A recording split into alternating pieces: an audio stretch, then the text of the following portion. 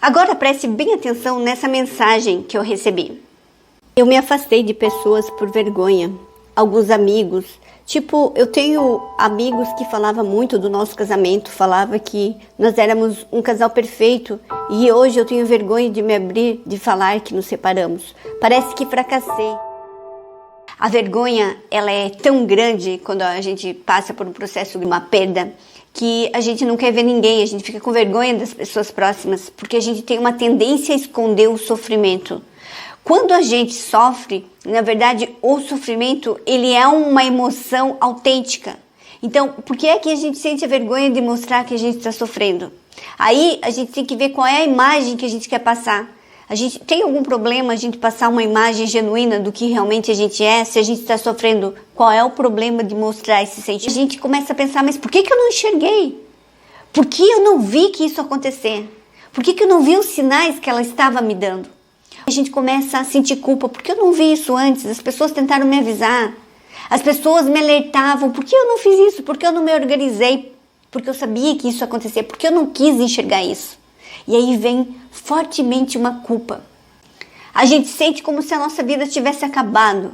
A gente sente como se a gente não fosse recomeçar nunca mais. A gente não tem força, a gente não sabe nem o que pensar. A gente sente muita vergonha de estar devastado com aquela dor horrível que a perda nos causou. E o que acontece quando sentimos vergonha de nós mesmos? A vergonha é definida como uma emoção autocrítica, segundo a qual nós exibimos uma consideração negativa de nós mesmos. Lidar com a autenticidade dos outros significa lidar com a chance de expor nossa própria autenticidade. E é por isso que quando nos sentimos ameaçados, mais uma vez, nós temos a tendência de esconder o que sentimos justamente por causa da vergonha. Quando nós sentimos vergonha, na verdade nós estamos negando para nós mesmos os nossos sentimentos, as nossas emoções, porque a gente tenta se adaptar às expectativas dos outros. O que vão pensar de mim se eu explicar como eu realmente me sinto? Espero que não perguntem nada. Não gostaria de ter que responder na frente de todos. Ou sou incapaz de falar para as pessoas a verdade, então eu prefiro ficar aqui escondido, com vergonha.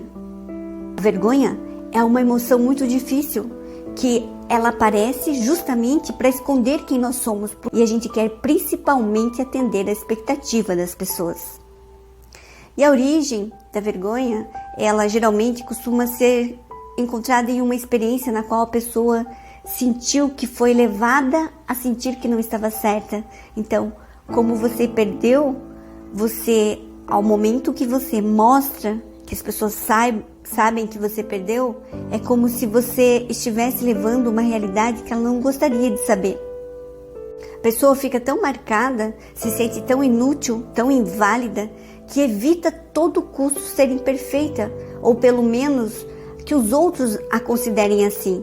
Tanto teme que às vezes ela tenta se proteger enquanto fica frustrada, enquanto fica isolada, porque ela sente que não consegue ser uma pessoa melhor que os outros esperam que ela seja. Ter vergonha implica, por um lado, experimentar emoções como a culpa e o medo, e por outro, mecanismos como a perfeição e o controle para superar o sentimento de inadequação.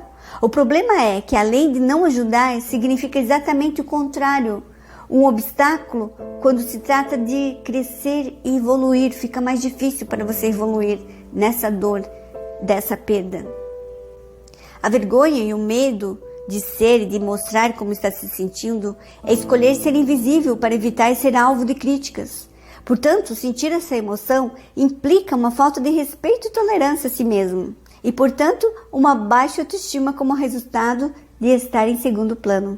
Também envolve a autodepreciação, a partir da qual a pessoa se percebe como frágil e fraca e, ao mesmo tempo, em que se irrita com isso. Assim, ter vergonha é não se sentir confortável na própria pele, é não se reconhecer e recorrer ao caminho de desconfirmação de maneira progressiva. E desse modo, pouco a pouco, a iniciativa de ser o capitão que dirige o leme da própria vida, assim como a sensação do poder pessoal, vai acabando, como se você não fosse o bom o suficiente para estar gerindo a tua vida, porque as coisas não saíram como você esperava. E geralmente você acaba pensando sempre no que os outros vão dizer. Só que o outro não está sentindo a sua dor. O outro, ele está confortável com a vida dele. A sua vivência é repleta de sofrimento e de autoexigências que ele não tem importância para o outro, a não ser para você mesmo. A pessoa que tem vergonha de si mesma, ela tenta se adaptar ao que ela acha que os outros esperam dela. Aí depois a gente vive aquela sensação, aquela fase da abstinência, igual de droga, de cocaína ou crack, qualquer droga. A gente sente aquela necessidade de ver a pessoa, de ter que ir até a pessoa, de conversar com ela, de ficar pelo menos um pouquinho. E aí que muitas vezes a gente faz muita besteira. Então a gente passa assim, além da vergonha, além de se sentir devastado, a gente tem também aquele sintoma, aquele sentimento como se a gente precisasse ver a pessoa ou a gente precisasse correr atrás daquilo que a gente perdeu com todas as forças.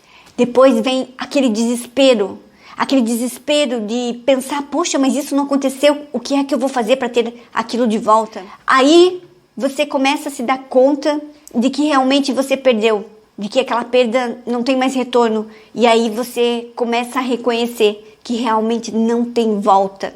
Aí a gente entra na culpa, começa a sentir muita culpa, aí tem aquela fantasia que a pessoa vai voltar, ou que vai acontecer alguma coisa que não é verdade que ela se foi, ou que não é verdade que você perdeu tudo, e você começa a sentir muita culpa. Como é que eu não vi que isso acontecer? E no caso de uma separação, a pessoa começa a pensar, não, mas talvez eu fui errado, talvez eu agi de forma errada, mas esquece de olhar que uma relação é feita de dois e que talvez a outra pessoa também errou, mas você começa a se culpar. Porque eu não era boa, porque eu não fazia o que ele queria, porque talvez eu pudesse ser melhor, e aí começa a sentir muita culpa. Só que pense bem, a culpa não é só sua, a culpa é sempre dos dois no relacionamento. E aí depois você começa a sentir ira, aquela raiva, aquele desespero de que por que isso aconteceu, por que eu me permiti que isso acontecesse. Aí você começa a sentir raiva da pessoa, você começa a sentir raiva da empresa que você trabalhava, você começa a sentir muita raiva de quem convivia com você que não avisou, você começa a sentir raiva de todo mundo.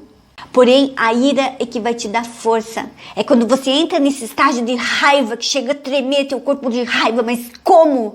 Que você começa a ter energia para poder recomeçar, para poder ir atrás do que você quer, para você começar a agir de uma forma diferente, para você começar a fazer as coisas diferentes, a fazer essa mudança acontecer. O primeiro passo, então, é começar a reconhecer e aceitar que sentimos vergonha, que essa emoção faz parte do nosso universo emocional. Uma vez identificada, o ideal é refletir sobre suas consequências, sobre as coisas que aconteceram e o que está te limitando agora de você sair dessa situação para realizar algo. E o próximo passo é decidir que estamos conectados conosco mesmo e que nos mostramos como somos.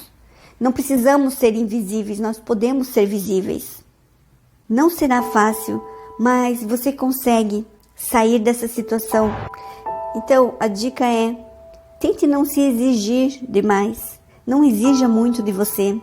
E além disso, tente compreender com profundidade a questão da dor, da ferida que você está.